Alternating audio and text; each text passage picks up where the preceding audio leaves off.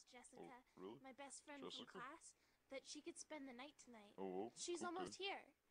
Oh, Jessica's almost here? Oh, I'm kind of busy. I know you're busy, but...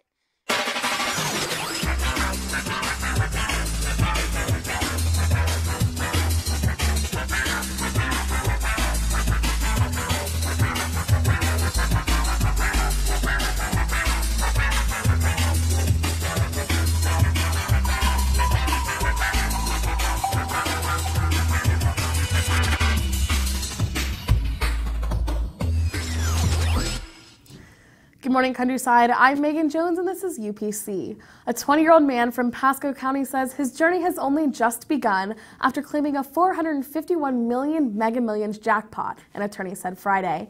The attorney with Walt Blenner of Blenner Law Group issued a statement saying his client, Shane Missler, 20 years old, was the winner of a $451 million Florida Mega Millions jackpot. He redeemed it Friday in Tallahassee along with his father and the attorney. He chose a one-time lump sum payment of $281,874,999. Missler from Port Richey bought the winning ticket Friday, January 5th from a 7-Eleven on Ridge Road in Pasco County. He used the winnings from a scratch-off lottery ticket to buy 5 Mega Million quick pick tickets. The winning numbers were 28, 30, 39, 59, 70 with a mega ball of 10. The 7-Eleven where the ticket was purchased will get a $100,000 commission. Missler's attorney said the 20-year-old recently retired from his job at a Tampa Bay area background screening company, saying he looks forward to a future of taking care of his family and wants to try to remain grounded. He also plans to move out of the Tampa Bay area. Missler says that although he is young, he feels fortunate to have the wealth and his team around him. He plans to take care of his family, have a little fun, and ultimately cement a path for financial success. He's 20 years old and his journey has just begun. A 42-year-old mother of 2 has died and 14 others are injured after a casino shuttle boat caught fire on Sunday afternoon on the Gulf Coast in Port Richey. The casino shuttle boat, owned by Tropical Breeze Casino Cruise, said it was carrying 50 people about a mile offshore to a casino ship when it became engulfed in flames, forcing passengers and crew members to jump into the water on one of the coldest days of the season.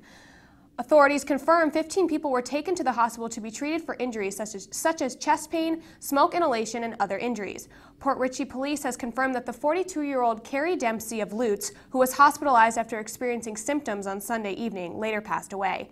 She was pronounced dead at 10:42 p.m. Sunday evening at Bayonet Point Regional Medical Center. First responders said that the water was frigid, but the mud was an even greater obstacle. Through these conditions, the survivors were still able to make it to shore from the help of first responders and local neighbors who provided blankets and other necessities. The cause of this crash is still under investigation, but locals are thankful that this crash wasn't nearly as deadly as it could have been. In sports, Katie has information on the Vikings. Katie? Thanks, Megan. In giant white letters on signage throughout the stadium and on purple print on white towels placed on each of the 66,000 seats at the U.S. Bank Stadium, the Minnesota Vikings made their intentions clear.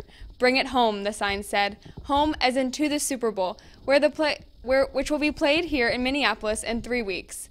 The Vikings are now just one win away from becoming the first team to play a Super Bowl at home after stunning finish secured a 29-24 divisional round win against the New Orleans Saints on Sunday. It was a stunning end to the game. The Saints appeared to have won in the closing seconds, followed by a 43-yard field goal by Saints kicker Will Lutz with 25 seconds remaining.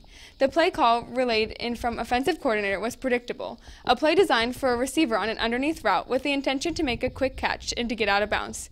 Usually, though, the ball goes to receiver Jarius Wright, the Vikings' possession receiver. But this was Diggs' moment, even as teammates and the coaches initially willed him to just stop the clock. He dropped the ball and sprinted through the end zone and into the tunnel where he collapsed under a pile of teammates. The Vikings will travel to play number 1 seed Philadelphia Eagles in the NFC Championship game next week. An Eagles man says he's lucky to be alive after a bear attacked him on Tuesday night. Andrew Munier decided to let his small dog out of his apartment. When he walked outside, he immediately noticed a 4-foot bear right next to him. The bear quickly attacked Munier. Munier says the bear's claws nearly ripped open his face. The attack left him with 3 lacerations to the right side of face and ear. He received 41 stitches at a local hospital. He says he doesn't care about the scars that will be left on his face. He's lucky to walk away with his life. It is the first recorded bear attack in South Florida since 1970, something Munier finds a little humorous. The attack occurred in an apartment complex across the street from Gulf Coast High School. Neighbors say they've seen seen bears for months digging through trash cans in their yard. Florida Fish and Wildlife officers were in the neighborhood on Wednesday setting traps, hoping to catch the bear before it attacks another person. Riker Rocky, a 6-year-old Orlando, Florida boy, has died from rabies he contracted after being scratched by an infected bat. His father, Henry Rocky, said he had found a sick bat, put it in a bucket, and told his son not to touch it. However, the boy did so and was scratched. He said he washed the wound thoroughly, but didn't take the boy to the hospital because he cried when he was told that he would be getting shots. About a week later, the boy developed numb fingers and a headache, which is when his parents took him to the hospital for treatment. The child was placed into a medically induced coma as part of the Milwaukee Protocol, an experimental treatment used on those affected by the rabies virus. Riker ended up passing not too long after this, however. A recent post on the Facebook page of Christian Academy Preschool in Eustis said Riker was quiet and liked by teachers and classmates. Rabies is almost always fatal after symptoms develop. However, a vaccine given after a wound but before symptoms occur almost always prevents the disease. The number of rabies deaths in recent years in the U.S. has declined, according to the Centers for Disease Control and Prevention. The more than 100 annual deaths around the year 1900 dropped to just 1 or 2 per year in the 1990s. Riker's school will be holding a fundraiser this Friday in his honor to support his parents' medical expenses. That's all we have for you today on UPC. Thank you for watching and have a great day, Countryside.